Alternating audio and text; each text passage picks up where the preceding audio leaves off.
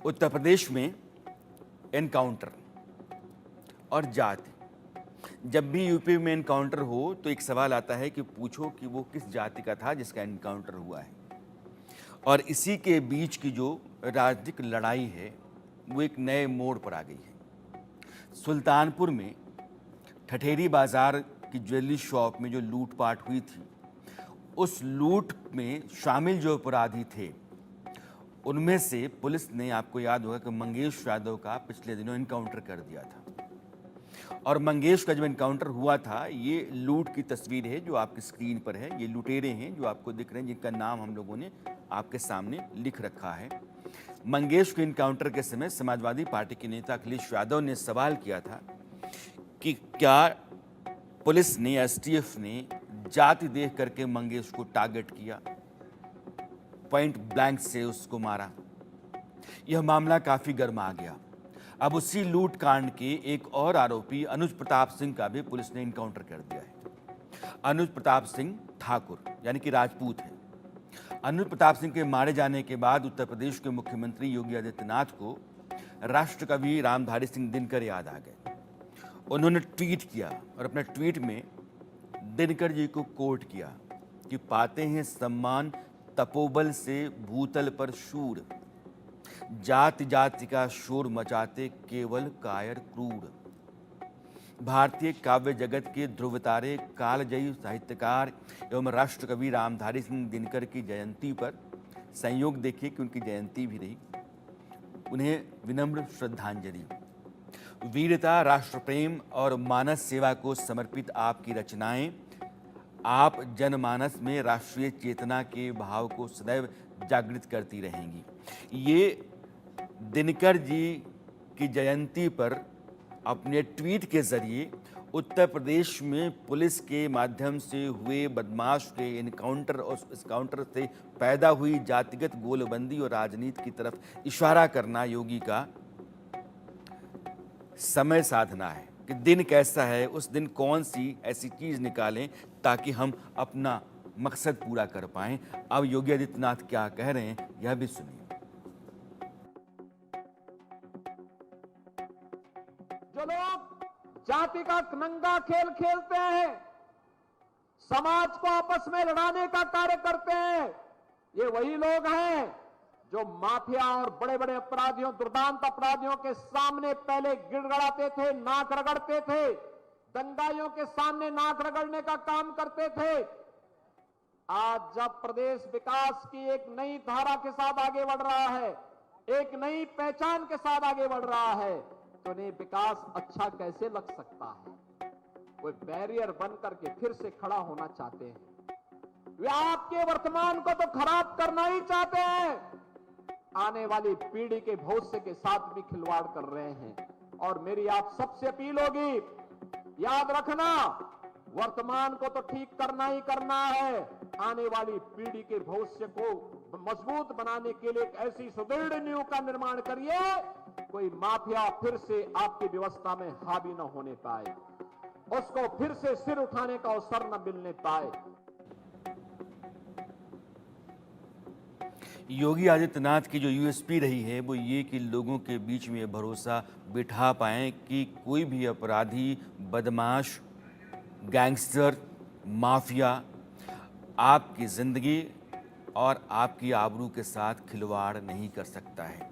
अगर ऐसा है तो फिर वो नहीं रहेगा। सज़ा की बात अलग है, नहीं रहेगा। और ये बात वो खम ठोक करके बार बार कहते हैं। यह जो अनुज प्रताप सिंह है जो मारा गया, उस पर 1 लाख रुपए का इनाम था। डकैती जो पड़ी सुल्तानपुर में, डकैती डालने के बाद से वह फरार चल रहा था। और पुलिस का कहना है कि उसने उसको पकड़ने के लिए अपने सारे घोड़े खोल रखे थे। पुलिस का सर्विलांस चल रहा था और अचानक पता चलता है कि अनुज उन्नाव के अचलगंज में अभी है। अचानक घेरा डाला गया और उसको पकड़ने की कोशिश की गई। पुलिस के माने तो अनुज और उसके साथ एक और साथी था जो भागने लगे और छिप छिप करके पुलिस पर गोली चलाने लगे। लाजमी है कि पुलिस को पलट करके गोली चलानी पड़ी और गोली पुलिस की अनुज को लगी। वह घायल हुआ, दबोचा गया, अस्पताल लाया गया और अस्पताल लाने के बाद डॉक्टरों ने कहा कि वो ब्रॉट डेड है, यानी कि उसकी मौत हो चुकी है। अनुज का जो दूसरा साथी था वो फरार हो गया। अगर मोटी मोटी बात आप समझें तो एक ही लूट कांड में जो आरोपी थे उनमें से एक यादव और एक ठाकुर भी था। जब यादव का पुलिस ने इनकाउंटर किया तो अखिलेश यादव ने उसे जाति का रंग देना चाहा, और अब जब अनुज प्रताप सिंह यानी कि ठाकुर का पुलिस ने इनकाउंटर किया है, उसको ढेर किया है, तो योगी आदित्यनाथ कह रहे हैं अपराधी अपराधी है, जात देखकर किसी खिलाफ कार्रवाई नहीं होगी। अब मैं आपको अखिलेश यादव का वो बयान सुनना चाहता हूं जो उन्होंने मंगेश यादव के इनकाउंटर के बाद दिया था। कोई ऐसा व्यक्ति नहीं है जो न जानता हो कि भारतीय जनता पार्टी की सरकार में झूठे इनकाउंटर हो रहे हैं, हत्या की जा रही है। जो मंगेश यादव की हत्या हुई है, गांव से लेकर के आसपास के लोग जानते हैं कि पुलिस रात में आई थी, उठा ले गई, पुलिस उठा करके ले गई एसटीएफ। और सोचिए आप कैसी कहानी गढ़ी गई कि उसके पास नया बैग था, अमेरिकन टूरिस्ट बैग बताया गया, और जब बैग खोला गया तो उसमें भी कपड़े नए मिले शोरूम से खरीदे हुए।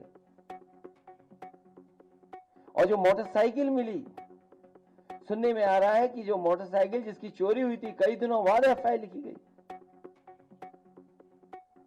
और उसके घर परिवार के लोगों के मां का इनको दर्द समझ में नहीं आ रहा, बहन के आंसू नहीं समझ में आ रहे हैं। और सोचिए कैसा दिमाग इनका, सरकार ने कैसी होशियारी दिखाई कि चप्पल में इनकाउंटर कर दिया। बताइए आप, कैसा दिमाग है इन लोगों का, क्या होशियारी दिखाई। कौन नई तस्वीर देख करके बता सकता है कि यह झूठा इनकाउंटर हुआ था।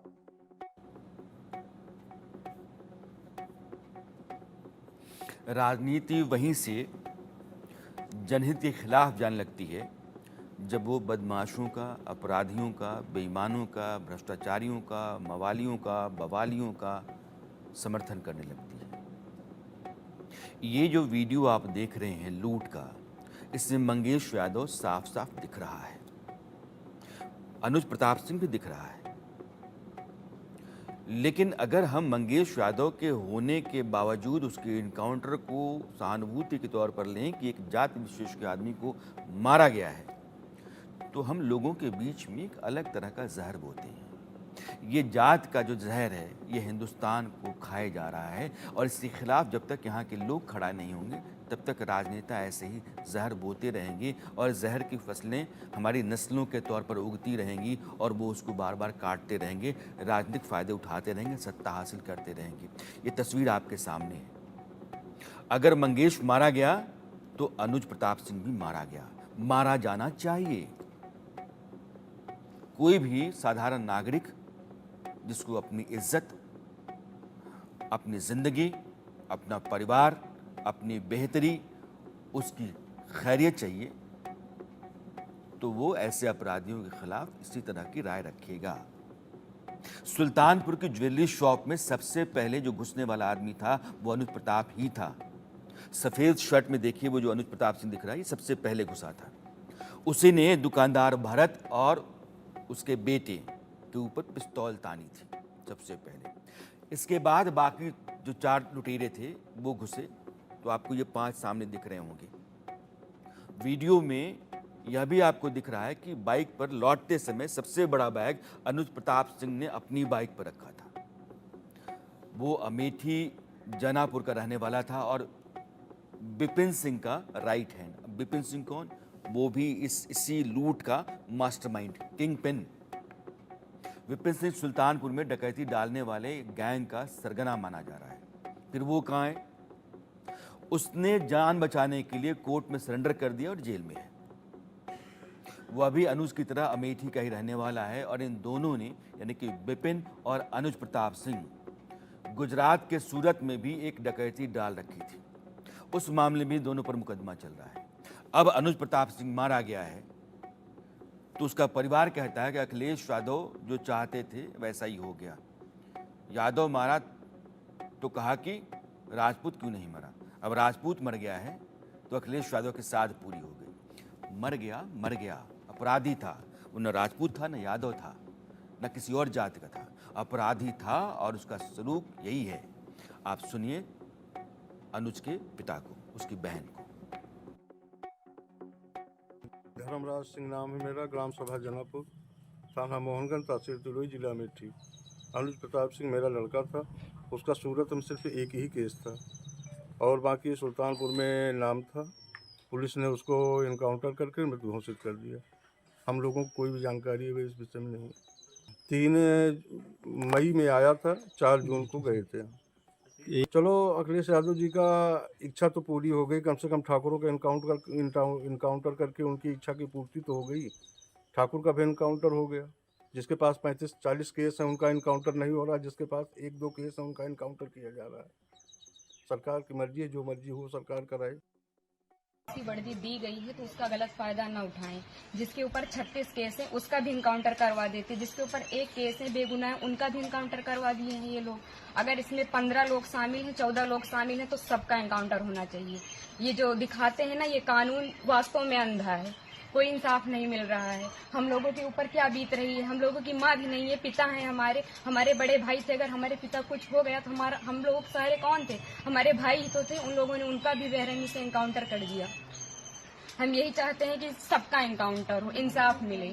इस सरकार में हम अभी तक तो सरकार के खिलाफ कुछ नहीं बोल रहे थे, लेकिन वास्तव में जो हो रहा है बहुत गलत हो रहा है, ये नहीं होना चाहिए।